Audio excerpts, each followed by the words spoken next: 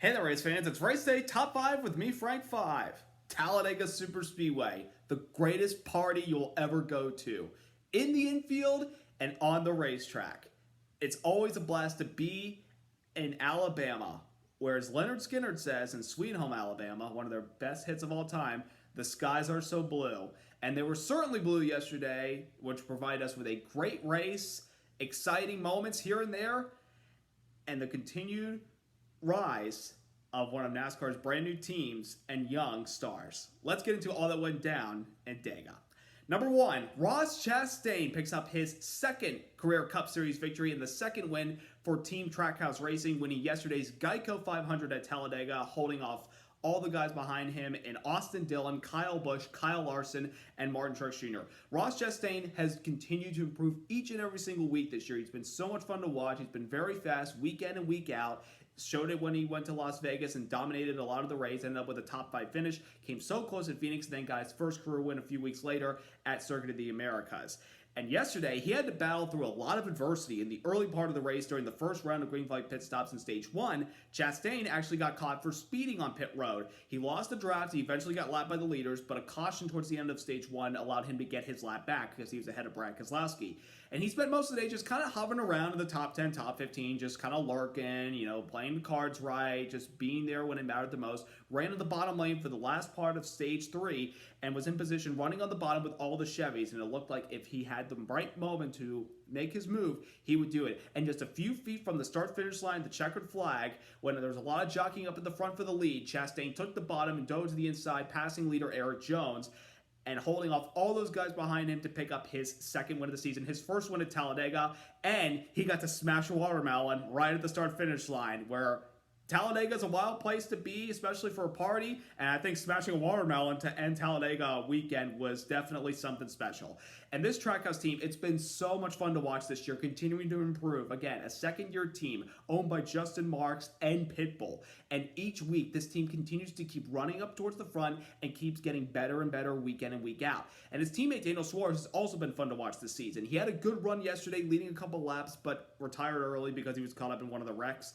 But Chastain was able to dodge all the chaos yesterday and was there at the right place at the right time, coming to the checkered flag to win. And a fun fact about Chastain's win with this car.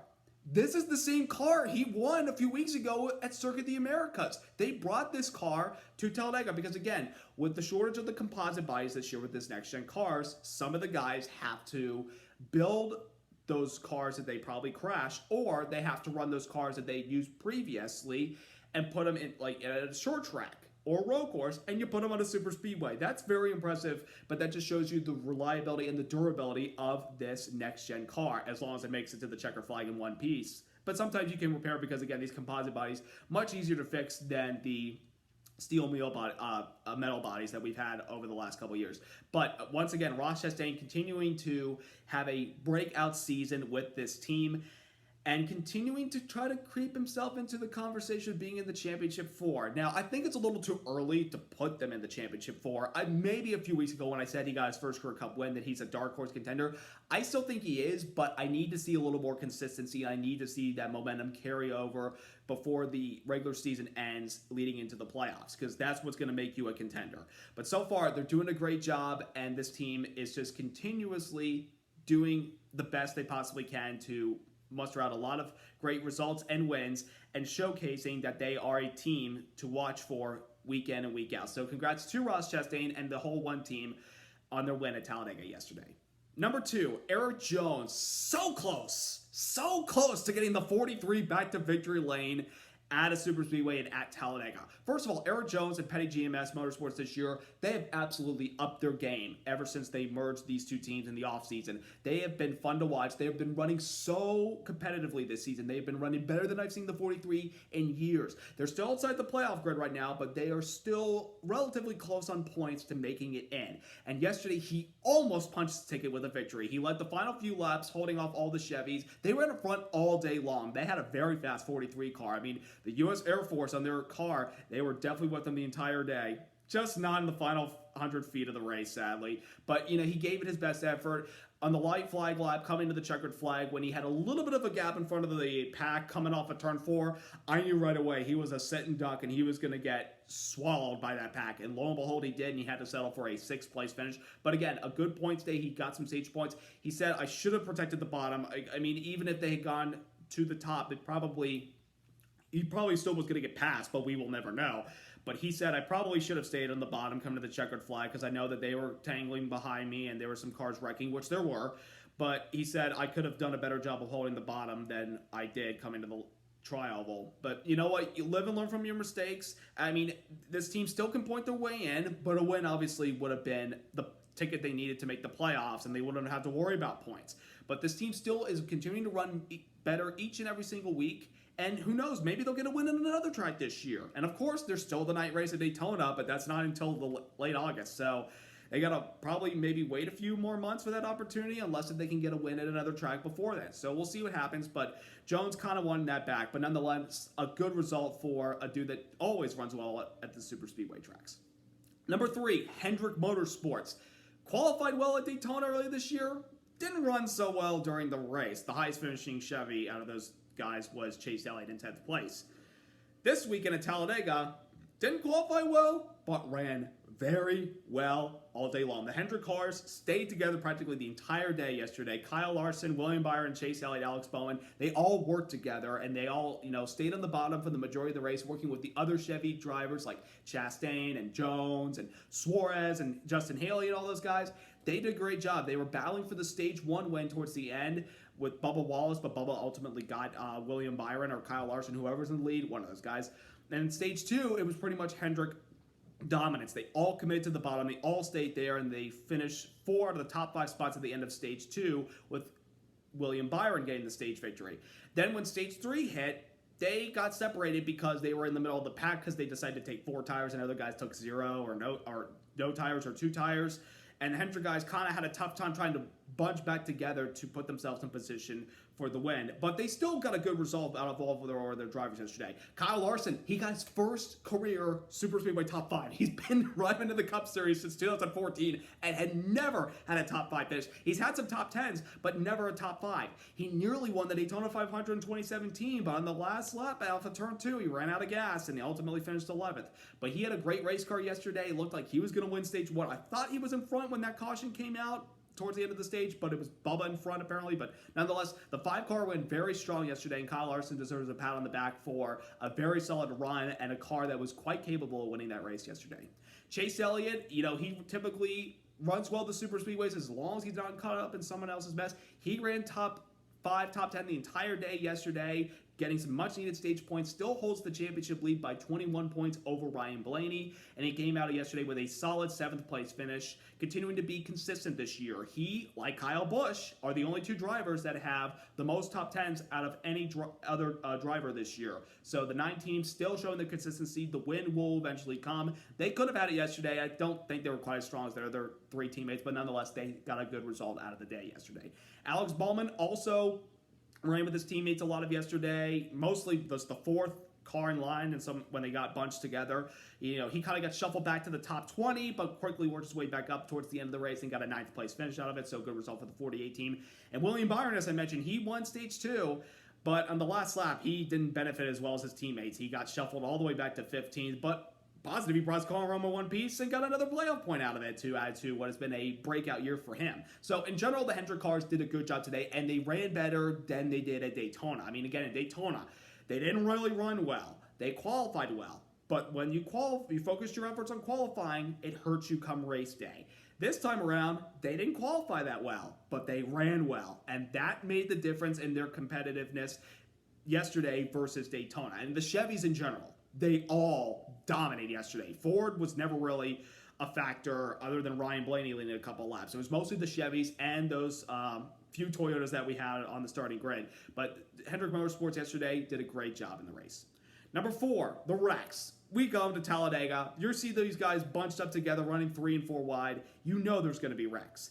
We had some, but there weren't massive wrecks like we expected them to. The first big wreck of the race happened towards the end of stage 1, where Daniel Hemrick, in turns 3 and 4, suddenly the car died, the engine died. He blew up, got bumped from behind by Austin Dillon, and ricocheted back into the traffic and took out both Chase Briscoe and Chris Buescher, taking them out of contention for the win.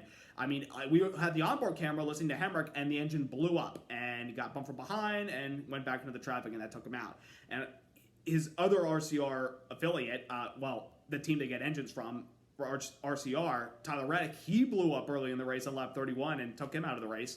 Then in stage number 2, on the restart, there was a little accordion effect in the top lane, and Joey Logano got bumped from behind by Bubba Wallace, sent him into the outside wall, and Rick came down into traffic, taking out a lot of guys. It took out his teammate Austin Cindric, but Cindric actually continued the race. Ricky Stenhouse Jr., Harrison Burton, Daniel Suarez, Cole Custer, Todd Gilliland, took out a lot of the Fords that I felt like were going to work together if they got together at the right time in the final stage. It took those guys out. It took Ricky Stenhouse Jr. out.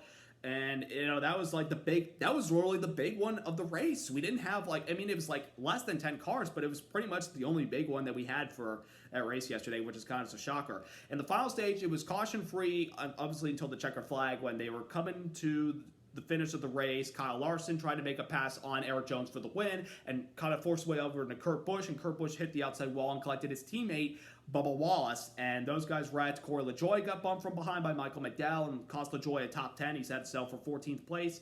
But yeah, there were some wrecks yesterday, but there wasn't a big wreck that had half the field together. And I think a lot of fans enjoy the racing on these super speedways. They don't necessarily enjoy the wrecks, even though they happen, and that kind of maybe what makes the race a little more intense and exciting.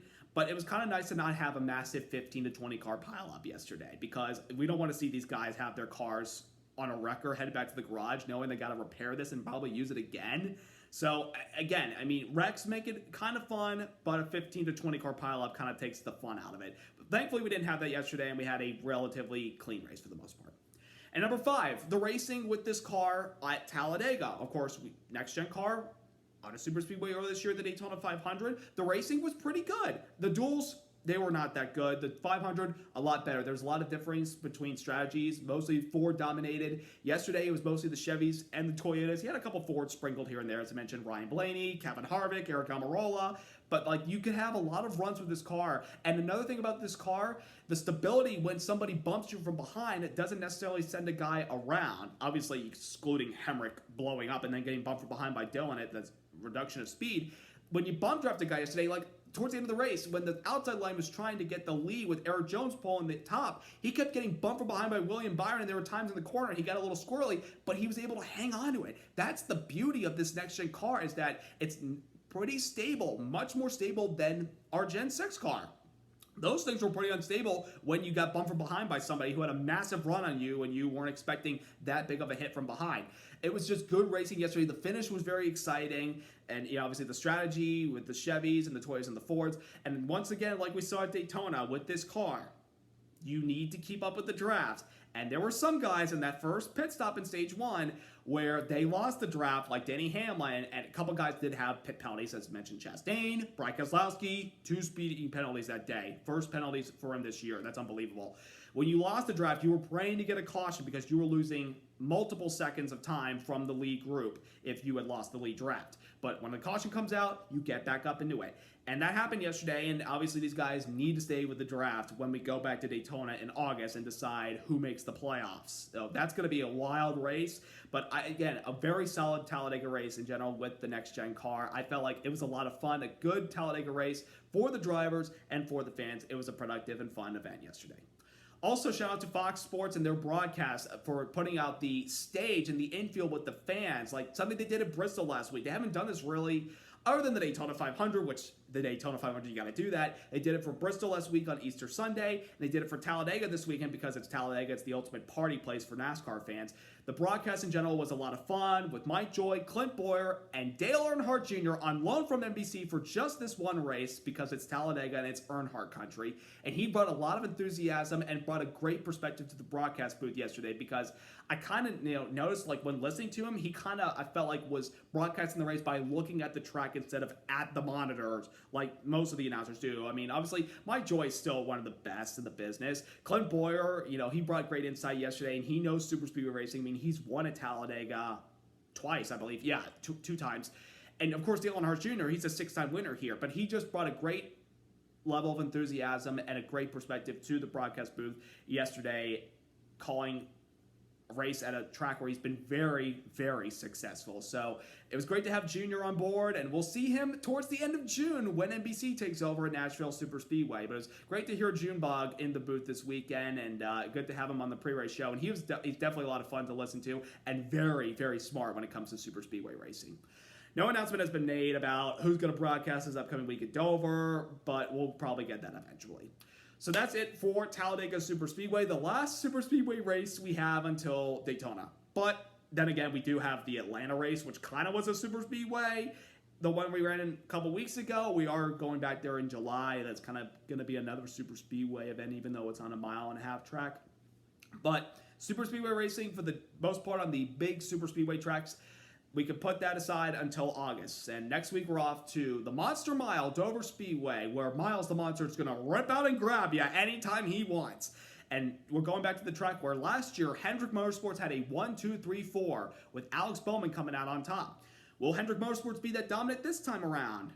Will Toyota or will the Fords bounce back from a pretty bad Talladega race and turn it into something greater this upcoming weekend?